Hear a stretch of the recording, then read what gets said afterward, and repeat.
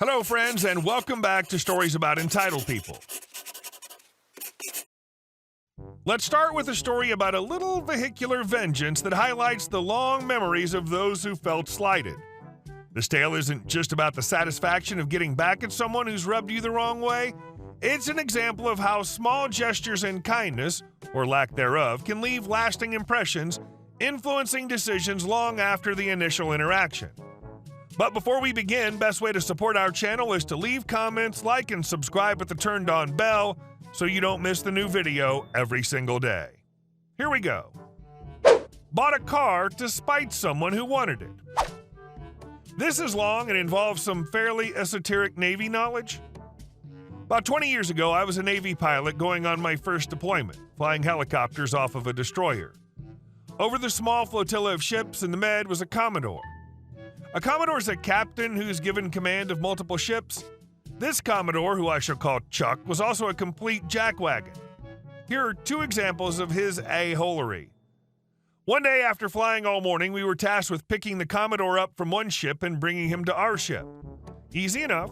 It was about noon and we'd not eaten. It's customary for ships to provide boxed lunches to flight crews if they land around a mealtime, so we requested lunch. After we land, he keeps us waiting for about a half an hour without shutting down before he gets on board. During that period, someone brought out 4 styrofoam boxes with pizza in them. Score! They provided no explanation, never connected to the communication system, just put them in the cabin and left. So we fly Chuck and his staff to our ship, shut down and offload everything. The crewmen dig into the pizza while the other pilot does paperwork and I rinse the engines. After I'm done, the OIC, our boss, comes to me and asks what happened to the pizza. I explain that I think the crew ate most of it. I hadn't had any yet. Turns out the pizza was for Chuck. He got angry and dressed down our OIC for fostering thievery amongst his men. I'm talking stand at attention and get screamed at dressing down. We, of course, tried to explain and apologize to no avail. Chuck refused to be consoled, so the next time we flew into Suda Bay, we ordered a no-crap real pizza from an actual pizza joint and brought it to him. He was not grateful. Didn't even say thank you. Next day, holery, I brought with me on the cruise a 3-man slingshot. One day, during maneuvering drills, ship drivers doing silly formation things with their big boats, I and some of the guys break out the slingshot on the flight deck and start launching water balloons at the ship closest to us. We launched several and only succeeded in hitting it once, low near the waterline. I'm talking an actual U.S. Navy warship, a DDG guided missile destroyer. It got hit by one water balloon. Once again, our OIC got yelled at because his men were endangering the lives of everyone on board his ship. I felt bad for getting our OIC in trouble, but seriously, what a jerk. Anyway, before we left on that cruise, I'd put on order a Nissan 350Z. It was the first year they were out. They came out in year model 2003, but this was in early 2002. So mine's on order. After we get back from cruise, I get a call from the Nissan dealership saying they had a shipment in of 350Zs. None of them matched my order specs exactly, but I was welcome to come down and see if any of them would be acceptable, and if so, I could have one of them immediately instead of waiting. So I head down to the dealership, and the sales rep I've been talking to meets me and takes me to one of the cars on the floor inside that's close to my order. Everything but the color. I ordered silver, and this one's maroon, but everything else is the same. And who's standing there drooling over it? Chuck. I don't think he recognized me. I was a relative peon compared to his worshipfulness, and I was wearing civilian clothes. Nice car, I say to Chuck. Yeah, this is a beauty, he replies. It's exactly everything I want.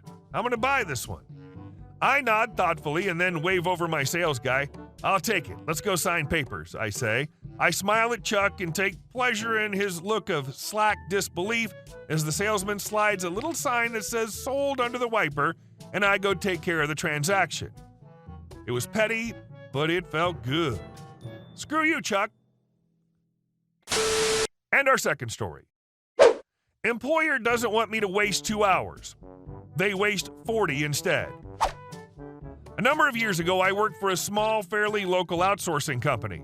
I was assigned to work with a particularly high-profile client of theirs. The client's office was just around the corner from my employer, but my employer insisted that I remain within their own offices to work, so the client provided me with a laptop to use that connected to their network remotely.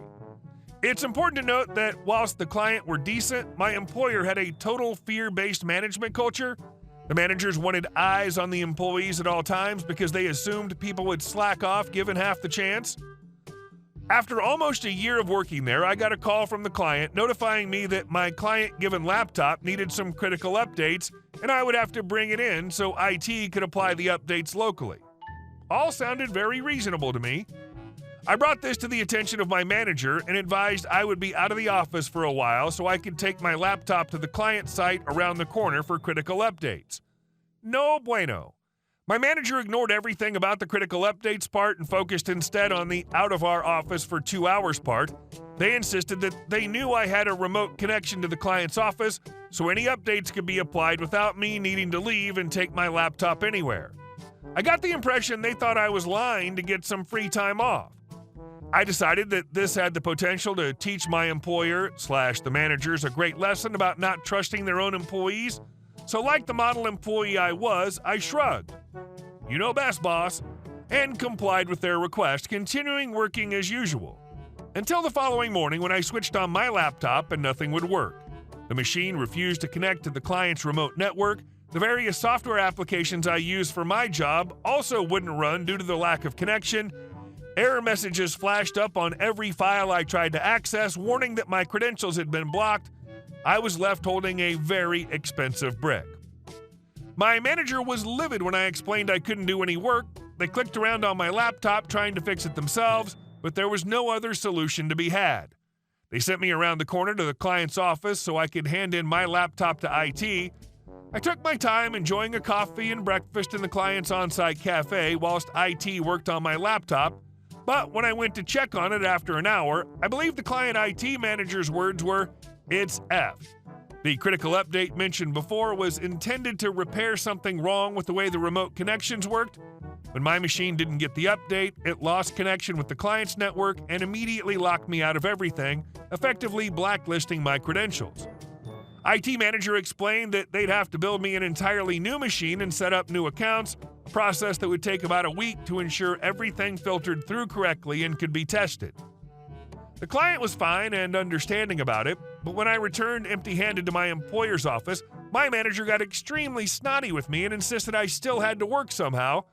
I pointed out that I had no client laptop to work on, so instead of sending me home, they forced another employee to share their computer with me.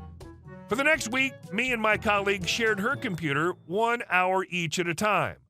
As I had no access to any of my files, client data, etc., all I could do was the barest minimum of work, sending a few emails from my colleague's account.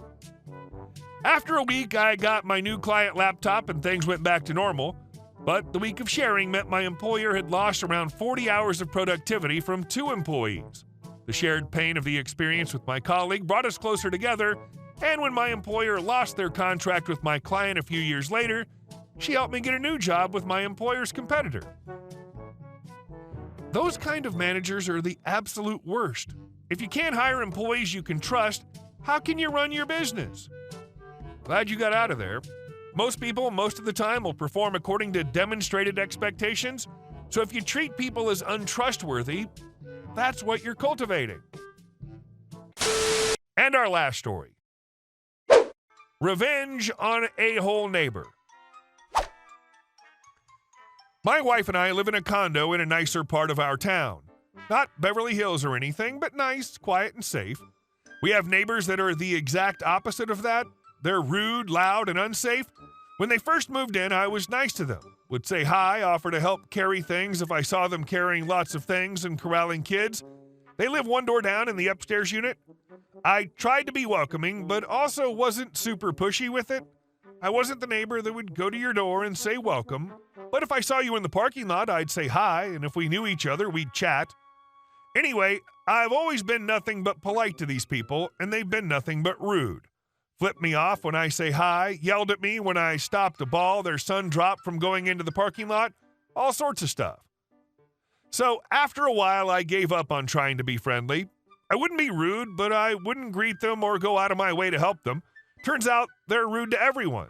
My next-door neighbor, who's a kind, gay old man, once asked them to pick up trash they dropped in front of his door, and they called him a racist F-word.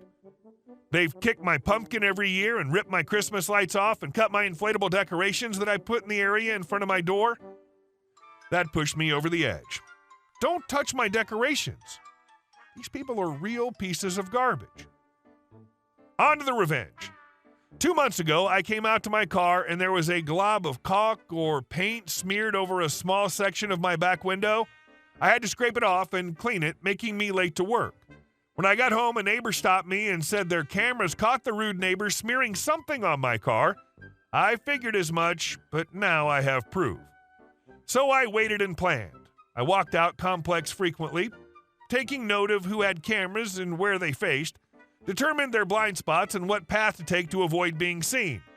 I waited until last night when they parked their car out of sight of any units with cameras and went out at 1:30 a.m. to exact my revenge. I went to their car and let the air from their tires, not fully flat, but enough to notice and not be safe to drive, at least over half empty. Then, after the tires were flattened, I put their valve caps back on, but I added a special surprise, liquid nails. Not a ton, you can't really see it when you walk by, but enough that you'll never get those caps off without ruining the stems. I considered putting some of their lug nuts, but that was too far. I left for work before they got out, but a neighbor stopped me on my way to my door after work and said they tried to get the caps off and fill their tires but couldn't, so they had to call a tow for their car and then an Uber to get everyone to school and work. Today was the last day before we moved into our new house, so I'll never see them again. I've never left our condo complex feeling happier than today, knowing I'll be rid of those butt hats. It's a wonderful story. You did a good job, and they deserved more than they got. Hey guys, thank you all for watching the video. I'll see you in the next one.